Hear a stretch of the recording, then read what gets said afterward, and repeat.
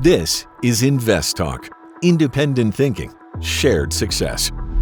Hi, I love the show. Calling about Urban Outfitters, URBN. It has ran up lately. Do you think it's going to continue to grow, or do you think it's no longer a good stock to get into? Thank you. Bye. Urban Outfitters, that's ticker URBN, Urban, is a lifestyle retail company. It's actually headquartered in Philadelphia, Pennsylvania. And it has a pretty diverse portfolio of brands. Free People, Anthropology, Urban Outfitters brand, FP Movement, and their new segment called Newly. And I think that's an important point to make there. And so in the past 3 months, this company's up 58%, almost 59% in the past 3 months, up 4.96% year to date. It's a small cap company, about $5.2 billion market cap. It's got very little debt, only $1.1 billion of debt on its balance sheet. And its cash flow has really improved since 2023, almost quadrupled in that time. Its profitability has also been improving. They were just barely making money in 2021 during the pandemic. But coming out of the pandemic, you had a spike back to 6.8% net margin as people were starting to spend down some of their savings. And then it returned back to reality to 3.3%. But there's a steady growth there from 2023 onward. Revenue has also grown.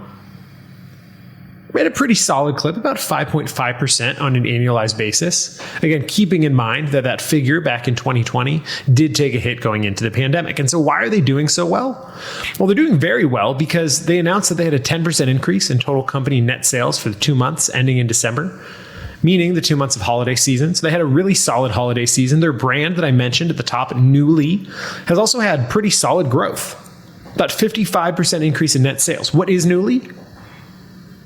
Well, Newly is a segment of their business where they offer clothing rental.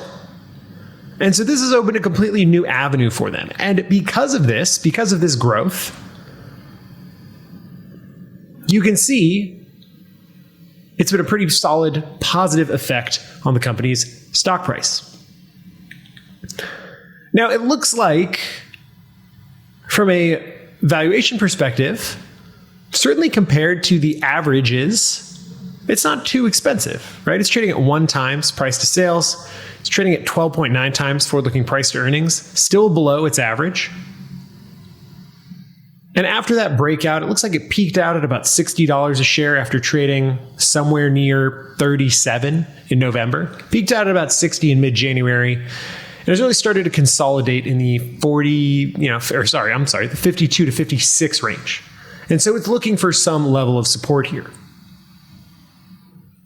So even though this company is, again, returned 58%, almost 59% over the past 3 months, from a comps analysis perspective relative to some of its competitors, it's really not that expensive. Now, with that being said, there's a lot of people who contributed to this pretty high volume over the past couple months. See the spike in volume here. And so are they looking to exit their positions? Maybe. And so if you're looking to get a position here, I wouldn't be too worried about it being too expensive. I would be worried about maybe some people in the new year trying to exit their positions, which may have some downward pressure on the stock. Certainly the market agrees a little bit, given there's 8.59% short interest out there. But we're about a month away from earnings. And so is it too expensive? I don't think so.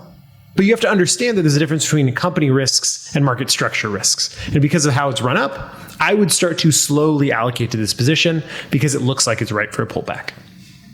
Thanks for the call.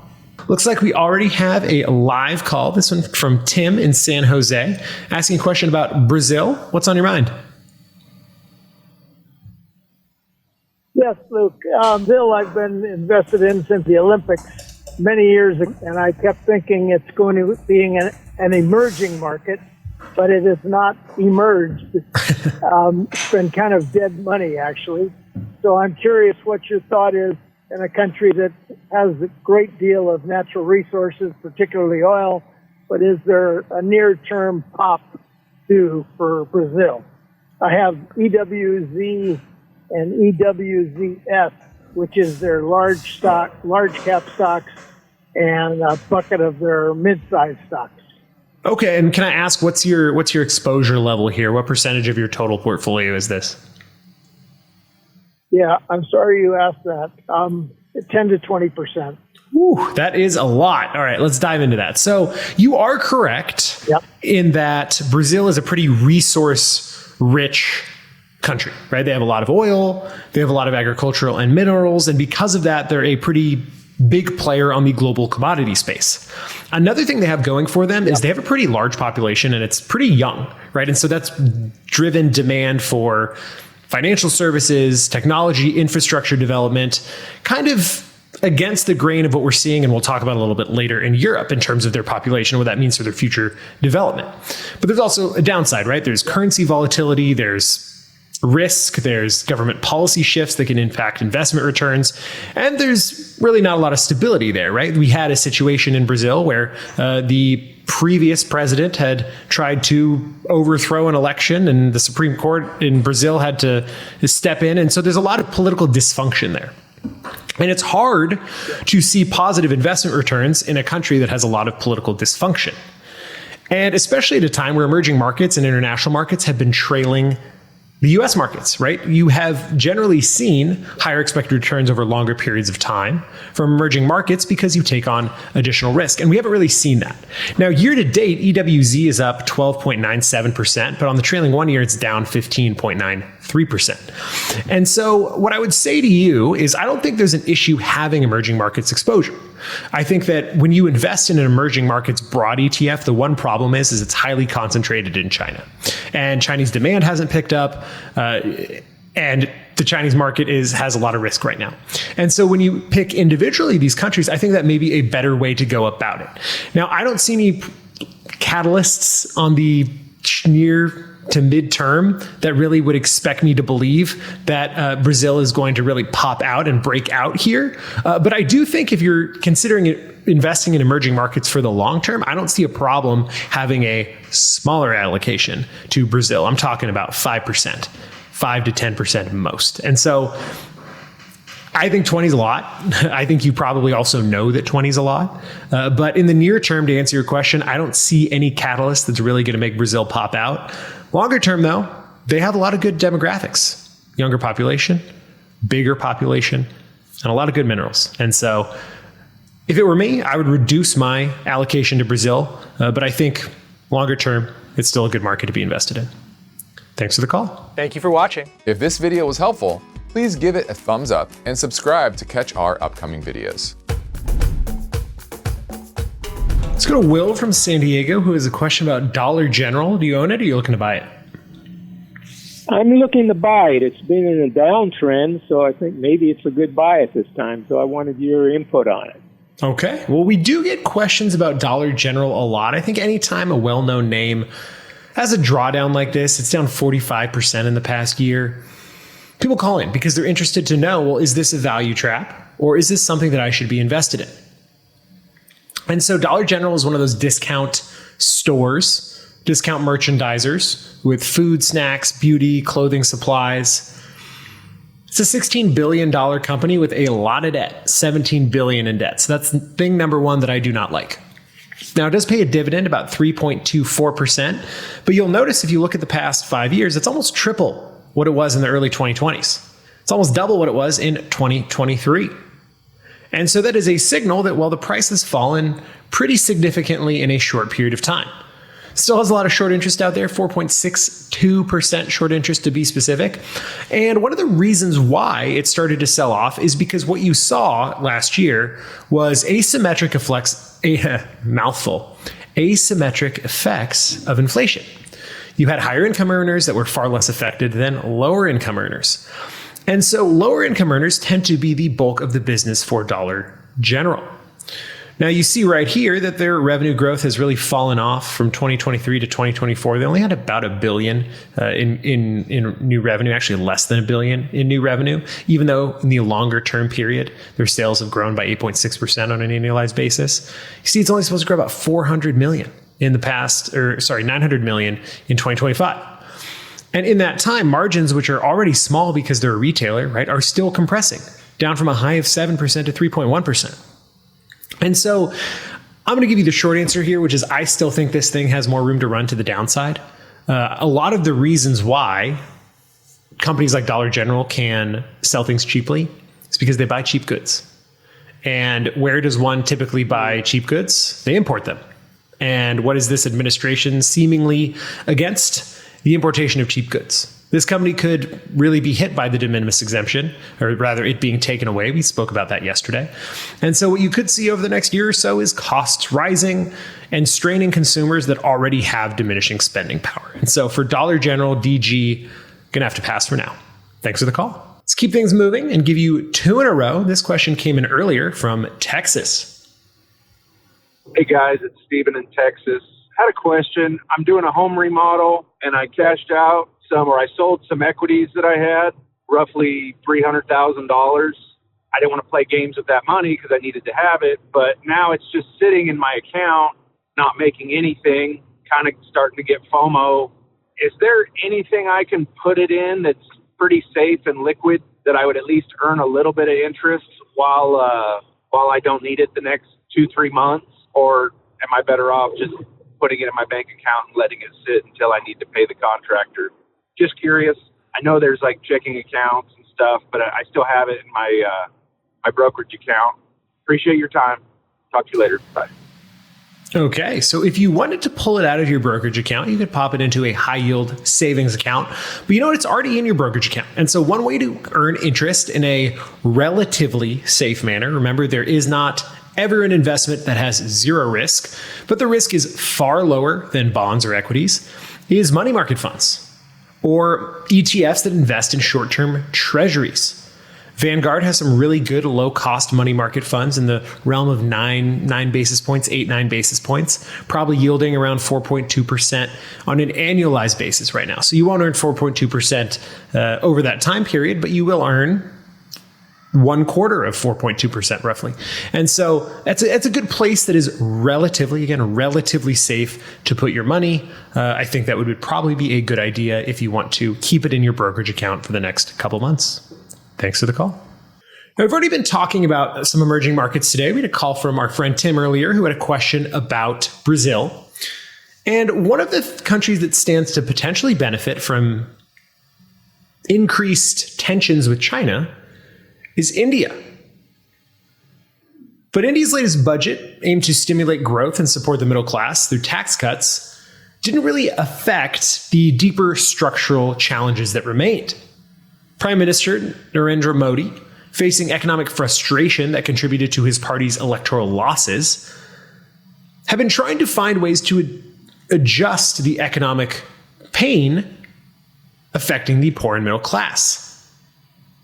However, Finance Minister's budget ultimately favored the urban middle class, granting tax cuts worth around $12 billion annually, exempting millions of relatively high earners from income taxes. And so why this is important is because India's economy has slowed pretty significantly. Growth has fallen to 5.4% from 8.1% in 2023. The government's own economic survey forecasts growth of 6.3 to 6.8% for the coming year, well below the 8% needed to meet India's long-term goal of becoming a developing nation, or rather a developed nation, by 2047. Now, part of the slowdown was expected, right? A pandemic-era savings depletion has occurred. It, at one point, fueled this temporary surge in spending. But tighter credit conditions and delayed government expenditures due to last year's elections really started to further constrain growth. And so in response, what you've seen is a shift towards stimulative measures. The Reserve Bank of India recently announced liquidity-boosting steps, including repo auctions and bond purchases, and has eased intervention in currency markets. The rupee has weakened to record lows against the dollar, which could improve export competitiveness and increase the value of remittances from India's global workforce. In simple terms, if you are looking to find an area to invest in manufacturing that isn't as expensive as the United States but is cheaper than China, maybe India is the way to go. But still, despite these short-term measures, India faces some pretty deep structural challenges. The country has struggled to expand its manufacturing sector, which has fallen to just 13% of GDP, which is in fact the lowest it's been since 1967. Private investment remains weak. And while the official unemployment rate is low at 3.2%, many workers remain trapped in informal, low-paying jobs. And so traditionally, think China, think South Korea, the path to industrialization has been low-cost manufacturing that gradually moves up the supply chain. But in a new era of protectionism, that becomes increasingly difficult. And so recognizing this, how are they developing their industries? Well, tariffs is one of them. A symbolic reduction in duties on Harley-Davidson, a long-standing demand by Donald Trump, is another that maybe encourages U.S. investment in India.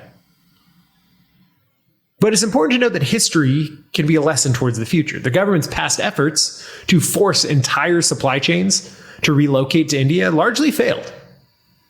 And so maybe moving forward, a more pragmatic approach. And so if you're thinking of investing in India because you think, well, China is on a downtrend in terms of its trade with the US, keep in mind these structural issues. Because meaningful progress will require broader regulatory reform, something the government appears reluctant to tackle in the face of all this political uncertainty.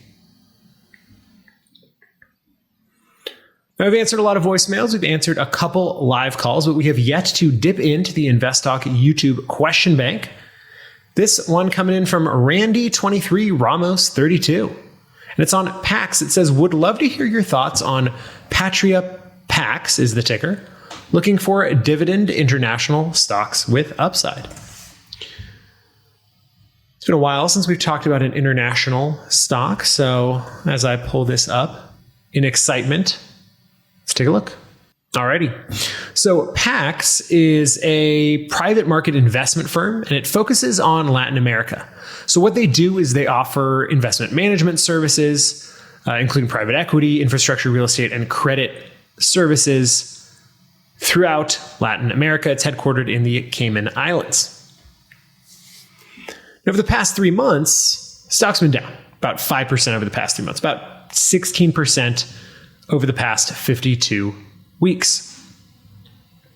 Now, in terms of dollar value, it's a $1.8 billion market cap company. It's got very little debt, about $194 million in debt. And its cash flow is steadily improving over the past couple years since its IPO in January of 2021. A good trend, a good solid trend. But what about its profitability? Well, typically you see some pretty large margins within the asset management industry. I'm talking 30, 40, 50% net margin. And that's what you're seeing here too. You see about 54% was the high back in 2020, and that's dipped a lot down to 35, but it's projected to grow again to 54% in 2024. Earnings set to report only in a couple days, and then grow again to 61% the next year. From a relative valuation perspective, forward-looking price to earnings 8.3, pretty cheap. Price to book 3.5, price to sales 5.7. Now, it pays a really high dividend, a shockingly high dividend, 7.4% dividend yield, which isn't too far above what it paid in 2023, which was 6.2%. But it looks like, according to this data, it didn't pay any dividend in 2024. So this certainly is not a dividend set in stone. In fact, the payout ratio is 123.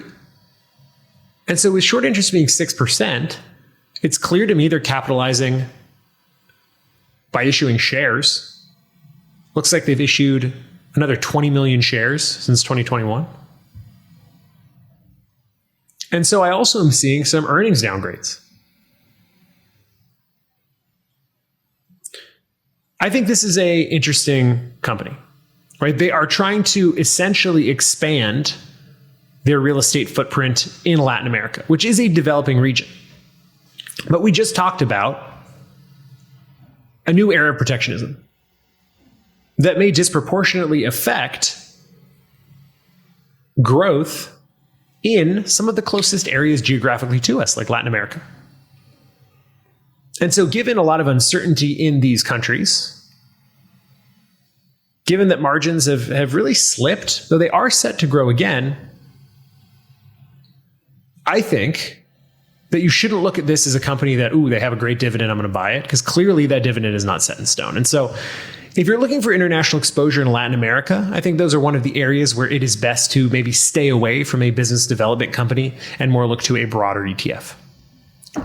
Thanks for watching. Let's tackle another caller question now.